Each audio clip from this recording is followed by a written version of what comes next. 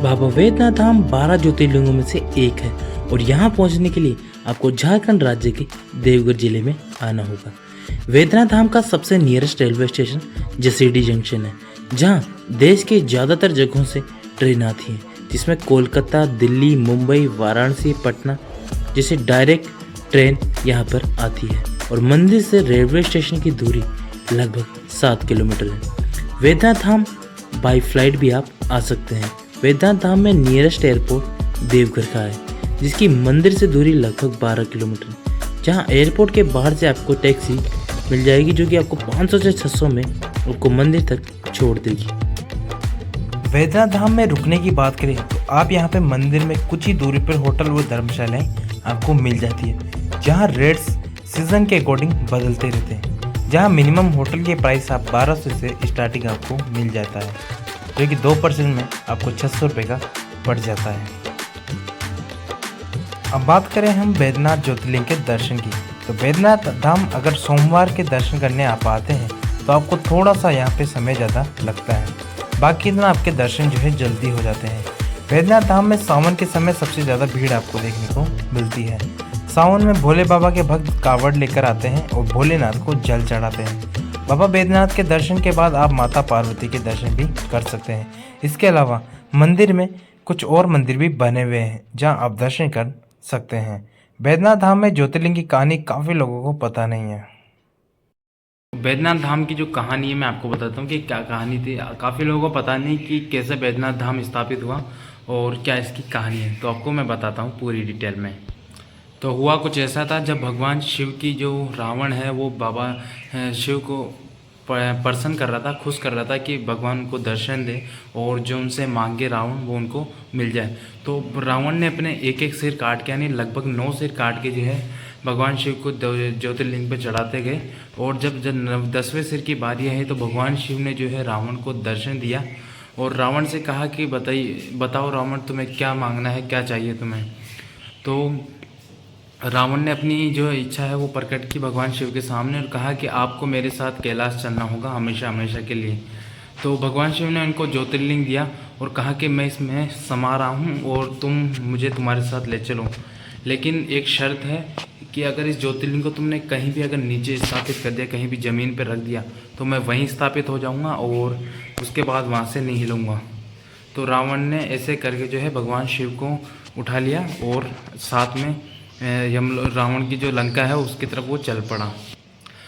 जब भगवान विष्णु को ये पता चला कि ये तो अनर्थ हो जाएगा, भगवान शिव कैलाश पर्वत छोड़ के रावण की लंका में जा रहे हैं, तो ये तो बहुत बड़ा अनर्थ हो जाएगा। तो भगवान विष्णु जो है एक बालक का अवतार लेके जो है रावण के पीछे चल दिए और रावण को जो आप सामने की तरफ से मिले और कहा कि आप पैदल चल रहे हैं, आपको पानी की आवश्यकता है, कि आप पानी पीएंगे क्या। तो जो है जब घड़े में पानी ख़त्म हो चुका था तो रावण को कहा कि आप ठहरिए, मैं आपके लिए पानी लेकर आता हूँ। और पास ही में नदी थी जहाँ से जो है भगवान विष्णु ने अपनी शक्ति से उस नदी को उस घड़े में पूरी को समाहित कर दिया और उसके बाद रावण को जल पिलाने गए। जब रावण को जल पिलाया तो जो पानी है वो आपको पता था कि पूरी नदी उसमें समा चुकी है और जब रावण ने वो पानी पिया तो रावण को जो है अति तेज यानी कि लघु शंका होने लगी, टॉयलेट आने लगा, पेशाब आने लगा और उसकी वजह से जो है वो ज्योतिर्लिंग को ज़्यादा देर संभाल नहीं सका। तो उसने कहा कि इस बालक को मैं ज्योतिर्लिंग पकड़ा जाता हूँ, जिससे कि जो है मैं आराम से लघु शंका करके फटाफट आ जाऊँगा। लेकिन ज्योतिर्लिंग जो है बच्चे ने पकड़ तो लिया, लेकिन बच्चे की एक शर्त यानी भगवान विष्णु की एक शर्त थी कि अगर आप सूर्यास्त यानी शाम होने से पहले आ जाएंगे तो मैं इस ज्योतिर्लिंग को संभाल लूँगा, लेकिन अगर आप शाम होने से पहले नहीं आए तो मैं इसको यहीं स्थापित कर दूँगा। तो रावण ने बोला कि ठीक है तुम इस समय शाम होने से पहले आ जाऊँगा।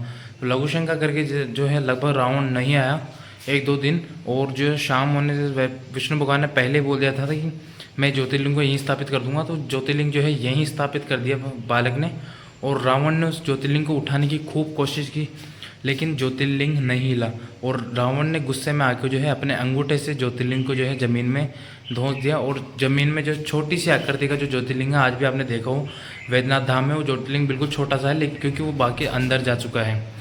तब फिर कुछ समय बाद जो है वहाँ पे एक बालक आया, ग्वाला, जो कि वहीं पे गायें चराता था और उसने वो ज्योतिर्लिंग देखा। तो उस जिसका नाम वेदू था, ग्वाला का वेदू, उसी वेद के नाम पे जो उसने ज्योतिर्लिंग की पूजा अर्चना की और उसका उसी धाम पे मतलब उसी जगह का नाम जो है उसके नाम पे स्थापित हो गया, यानी वैद्यनाथ धाम। तो ऐसी कुछ कहानी है इस ज्योतिर्लिंग की, और भगवान शिव के दर्शन करो आप वैद्यनाथ धाम आके, बहुत अच्छा लगेगा आपको। हर हर महादेव। वैद्यनाथ धाम मंदिर सुबह 4 बजे ओपन हो जाता है और लगभग रात को 10 बजे क्लोज होता है। वैद्यनाथ धाम में दिन में और अलग अलग समय पे आरतियाँ होती है, जिसमें शाम की आरती प्रमुख है। और शाम की आरती देखने के लिए यहाँ पे काफ़ी भीड़ जमा हो जाती है। और इस आरती को देखने का एक अलग ही सुकून मिलता है। तो आप इस आरती को जब भी वैद्यनाथ धाम जाएं तो ज़रूर दर्शन करें और आरती का आनंद लें। वैद्यनाथ धाम में अलावा आप यहाँ पे देवघर में और भी जगह है जहाँ पे घूमने जा सकते हैं, जिसमें पहले तपोवन आप जा सकते हैं। वैद्यनाथ धाम से तपोवन की दूरी लगभग 8 किलोमीटर है और इस दूरी को आप ऑटो से भी कर सकते हैं, जहाँ आपको बड़ी बड़ी चट्टानें आपको देखने को मिलती है और इन चट्टानों के अंदर आपको काफ़ी सारी मंदिर भी देखने को मिलेंगे। ऊपर पहुँचने के बाद प्रकृति का आपको खूबसूरत नज़ारा भी देखने को मिलता है। इसके अलावा आप जा सकते हैं त्रिकूट पर्वत। त्रिकूट पर्वत आप जो है रोपवे की मदद से पहले जा सकते थे, परंतु जब से एक्सीडेंट हुआ है उसके बाद रोपवे जो है बंद कर दिया गया है। तो आप त्रिकूट पर्वत पैदल ही आपको या तो जाना होगा। और त्रिकूट पर्वत पे आप भगवान शिव, भोलेनाथ और माता पार्वती के दर्शन कर सकते हैं। और यहाँ भी आप कुछ देर रुक के फ़ोटो क्लिक करवा सकते हैं। वैद्यनाथ मंदिर के बाहर की तरफ आपको काफ़ी बड़ा मार्केट देखने को मिल जाता है, जहाँ से आप शॉपिंग वॉपिंग कर सकते हैं। और यहाँ के पेड़े काफ़ी फेमस है, तो यहाँ से आप पेड़े का प्रसाद जरूर लेकर जाएं। इसके बाद आप जा सकते हैं राधा कृष्ण मंदिर, नौलखा मंदिर, जो कि काफ़ी खूबसूरत है। यहाँ पर भी आप दर्शन कर सकते हैं। यह भी देवघर का ही एक प्रमुख टूरिस्ट प्लेस में से एक है।